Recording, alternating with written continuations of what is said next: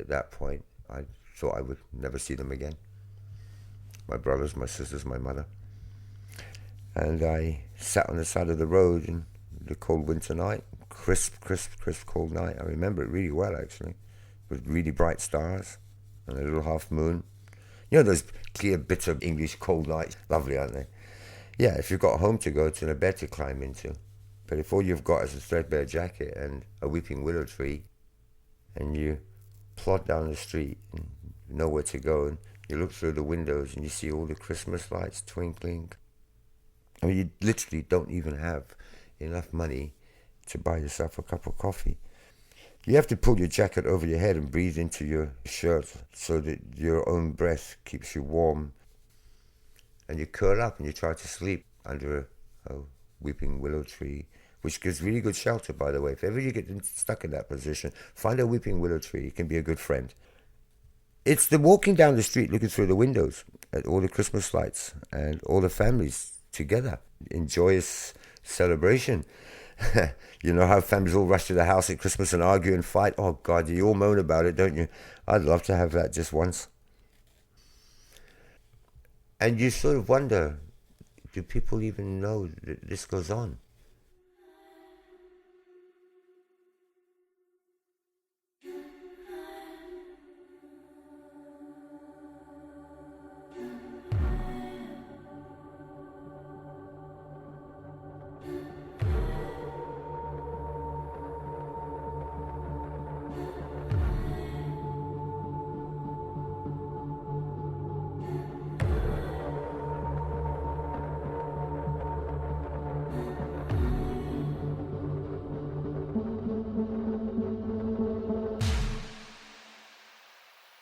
This is The Escape, a series of audio stories about extraordinary exits. I'm Mary Newman, and this is William Drummond, a 65-year-old ex-Scientologist. I met Bill on a beautiful sunny day in Plymouth, where he was living at the time. This is his story.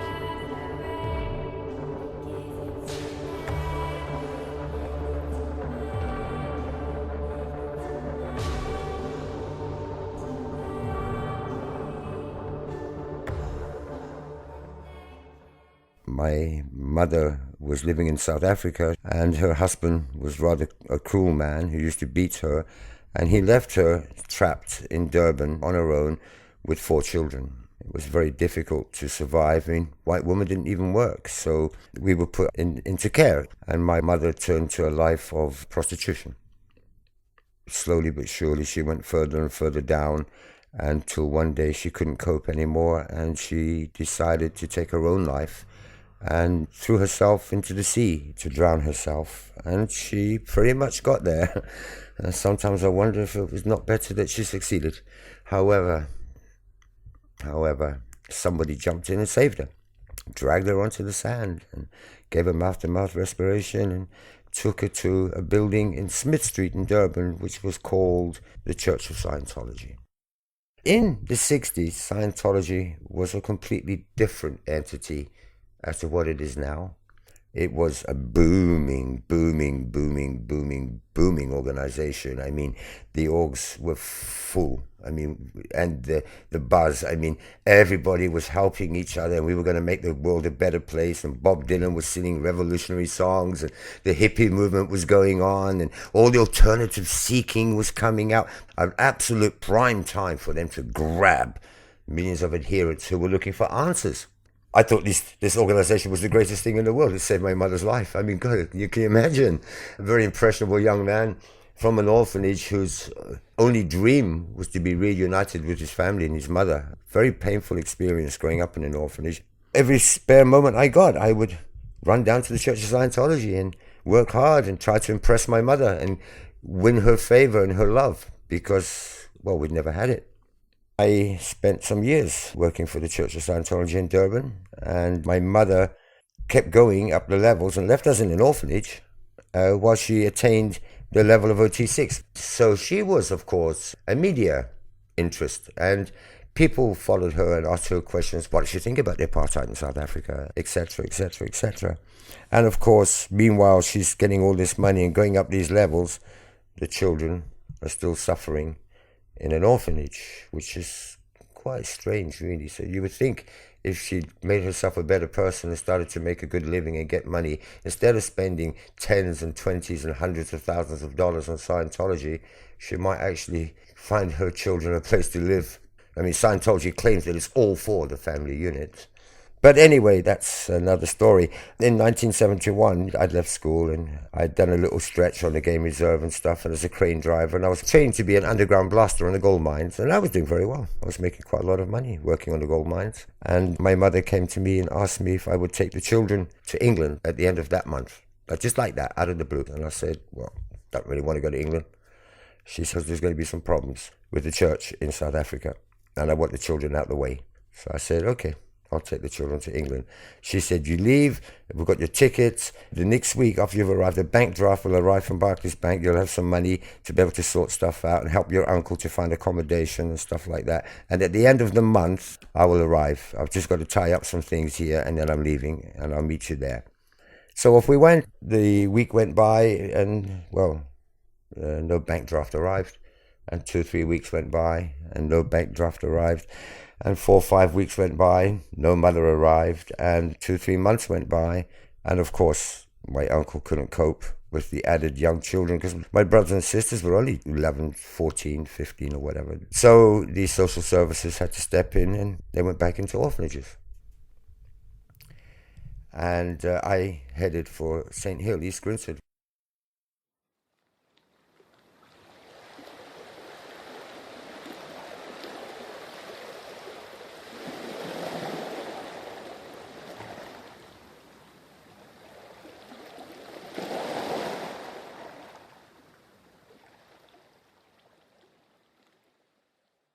St Hill is the centre of the church in the UK.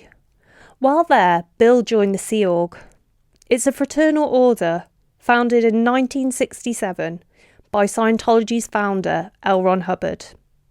It was originally made up of his most loyal followers, who set sail with him to evade the church's opponents and creditors.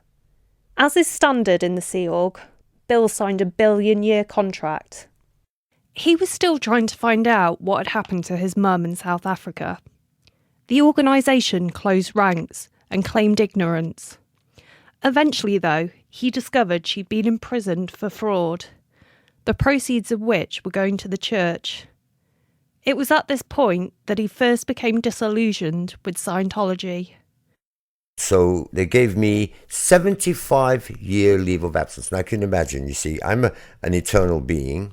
I've got a billion-year contract. So to keep me quiet, what they did was they said, okay, we'll give you a lifetime leave of absence. Why don't you go and sort this out in this lifetime? And when you die, we'll pick you up.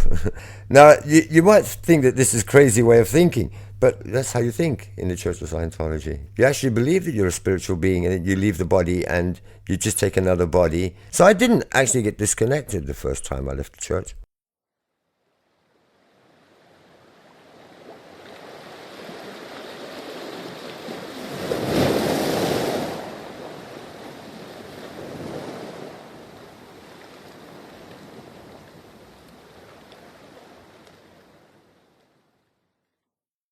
Bill's story is a chaotic one, even in matters not directly involving the church. At the time he left the Sea Org, he began a relationship with a woman. She became pregnant and shortly after the birth changed her name and fell out of contact with the family altogether. It was at this time that something else momentous happened. One day, out of the blue, up turns Betty Worley, my mother, knocking on the door. Where have you been? Well, yeah, I was in some trouble in South Africa. Well, what happened? Well, I don't want to talk about it. I've come to pick you up and the kids, and we're taking you back to St. Hill. And I said, well, good luck with that. She went back to St. Hill with the children, and they all joined the Sea Org. I went through a bit of a rough time for a while, though. I started taking drugs and stuff, so I better tell you that now, because they're going to tell you anyway. Yes, and it's true. I was actually scripted as a junkie, and, I had a bit of a rough time. Kind of on a death wish, really. I just thought maybe if I took enough of that shit, I'd kill myself and it'd be over, The years went by, and I studied lots of other philosophies and religions, and I was still searching. And one day I bumped into my brother in the street in London. He notified my mother that he'd found me, and I was invited to go to East Grinstead. And very quickly, my family helped me and put some money together. And they wanted me to stay in East Grinstead and get back into the church. And I decided I would give it a go. And of course, being well connected to a big Scientologist family, I very quickly rose up the ranks again into a position where, I was given certain reins of power. In his years away from Scientology, Bill had worked for the Royal Caterers, and so was asked to put on events for the church. He was tasked with organising a sit-down meal for 5,000 people. Bill put up his own money for the expenses, on the condition that afterwards he'd be reimbursed with the proceeds from the tickets. According to Bill, he ended up spending around £80,000 on food, drink and staff. But when he asked for the money back, the church said they hadn't made any. They'd given the tickets away to fill seats, and they wouldn't pay him. Soon after, Bill started to rebel, leaking information on certain members to the Inland Revenue. The church somehow caught wind, and he knew he was in danger. Bill ended up getting some of his money back, but only on the condition that he sign a gagging order prohibiting further whistleblowing.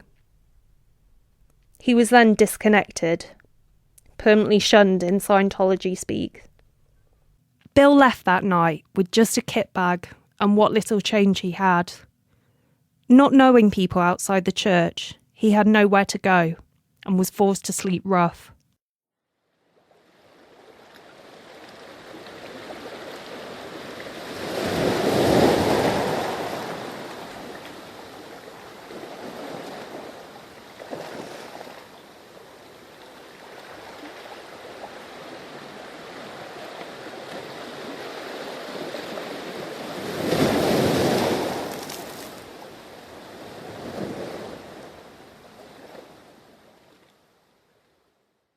Eventually ended up in Venezuela.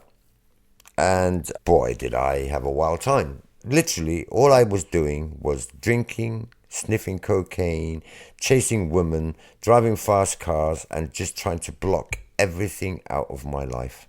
I did not believe in anything anymore, especially myself. I just wanted to die. I would try and kill myself on cocaine. I would see how big a line of cocaine I could take till my heart popped. And then I'd jump in a great big bathtub full of ice. Then I would get out and do another one. People used to cry watching me. They used to say, "You're nuts. You're killing yourself. You're killing yourself."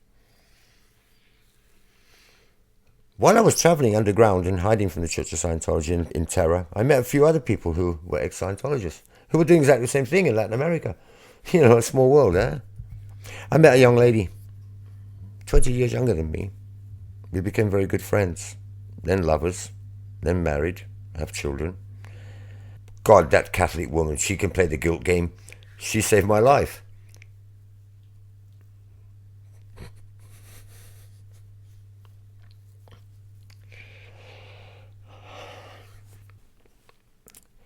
So I cleaned myself up, got some money together and got a little business, got a little hotel, brought my kids up, put them through private schools. Great kids. I love them. Under the Chavez regime, Bill, his wife Roxana, and their 2 children fled the country, ending up in Peru.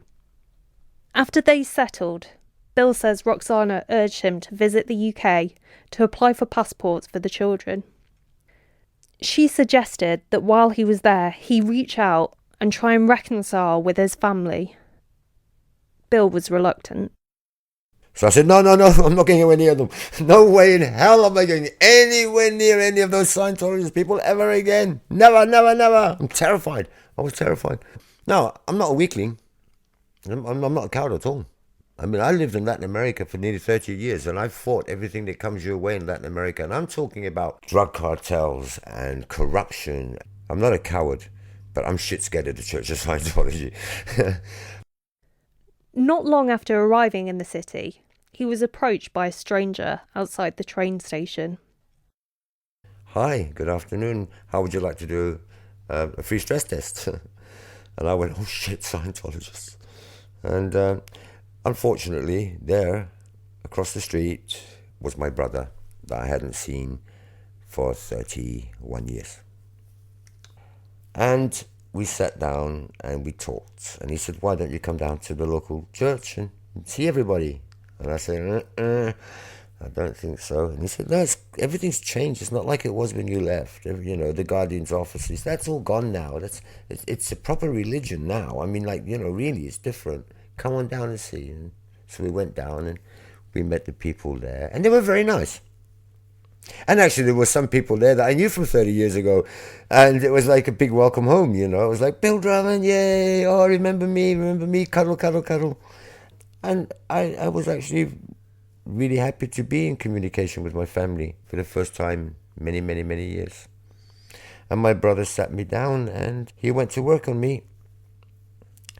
And he said, well, you know, before your mother passed out of consciousness, the last thing she said to me before she went into oblivion, because she doesn't remember anyone anymore with Alzheimer's, was, whatever happens, find your brother and reunite the family. And he pulled this punch. The last thing she said to me before she went into oblivion, because she doesn't remember anyone anymore with Alzheimer's, was, whatever happens, find your brother and reunite the family. And he pulled this punch on me, and I broke, and I agreed, and I went back into the church. Roxana remained in Peru, but hearing about Bill's happy reunion and reconversion, she became interested in the church. Her interest turned into faith, and in due time she was running a Scientology mission in the favelas of Trujillo, which Bill helped to finance remotely. A year later, she arrived in Plymouth to see Bill and to start the Hubbard apprenticeship course so she could better serve the church in Peru. It was only then she realised something was seriously wrong. I'd been attacked physically in the street and inside the organisation on 3 or 4 separate occasions, and I mean physically attacked. I was being hounded 20, 30 times a week by phone calls and people turning up at my place of work, pushing me for more and more money. I couldn't even pay what I was already giving them. My wife fled. She said, no. Sorry, mate. I'm sorry I got you back involved in this. I'm leaving you. And she left and went back. Within 2 weeks, she wanted a divorce. She was saying, if you're staying in that church, I'm divorcing you. Bill was trying his best to keep up with the church's demand for money, and despite her wanting a divorce, he continued sending what he could back to Peru. A little while after her return, Bill received a phone call from a friend with some bad news.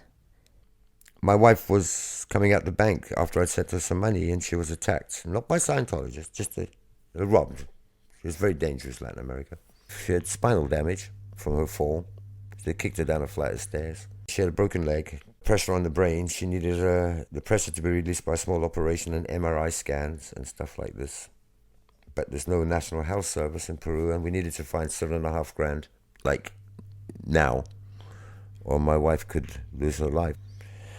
I went to the church and I said, look, come on, you've just had thousands and thousands and thousands out of me in the last month. I said, I know my brother gets an FSM commission. He's a field staff member, so everything he sells, he gets 10, 15 or 20%, depending on the service. So he's made thousands out of me. And I said to him, come on, look, it's your sister-in-law. You've made thousands out of me. I'm not asking for a refund, but can you get me £500 or £600 or £1,000 so that I can at least get the MRI scan and save my wife's life? And the email I got back said, I would not give you a single cent if you were the last person on the face of this earth. We're here to make money, to clear the planet, not to give it away.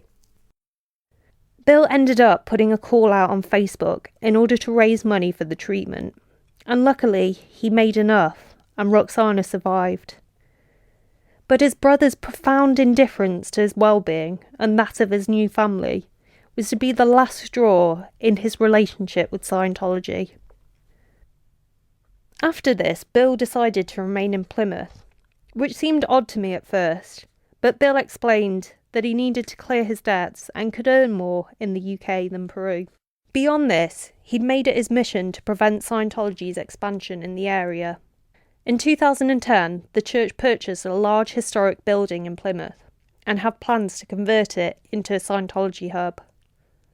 Bill is challenging this in a number of ways. Sometimes he dresses like a pirate and hoists anti-Scientology placards, a subversion of the church's nautical motif. He collects petition signatures, has set up his own website and holds public talks.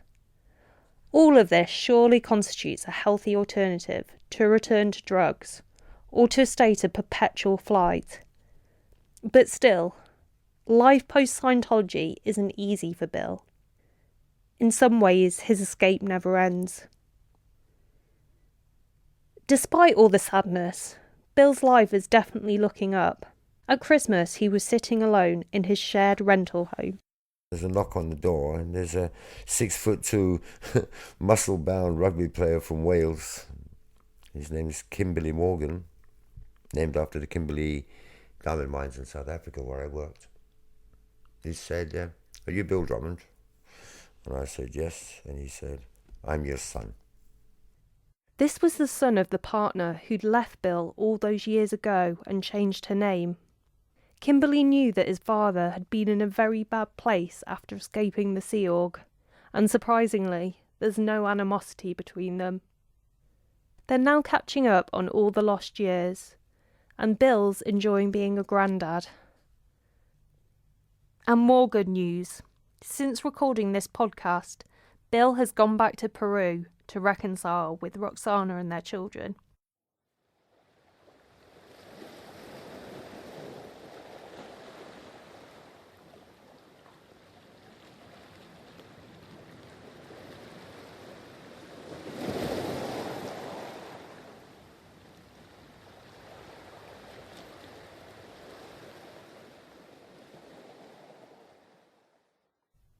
Even if it wasn't for Bill's experience with the church, a child brought up in an abusive home, then an orphanage without love and affection, was bound to have trouble in later life.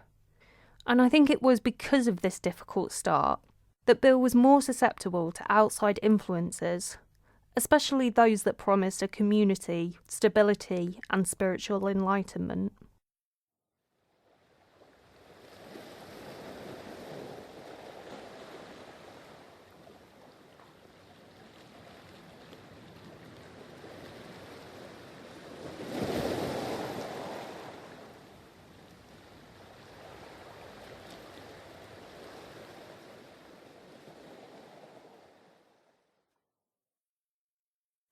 Fact-checking 65 years of someone's life is a tall order, especially where secretive institutions and international adventures are concerned. For an unpaid two-person operation, based in one of the most expensive cities in the world, it's just impossible. As such, please treat Bill's story as his own.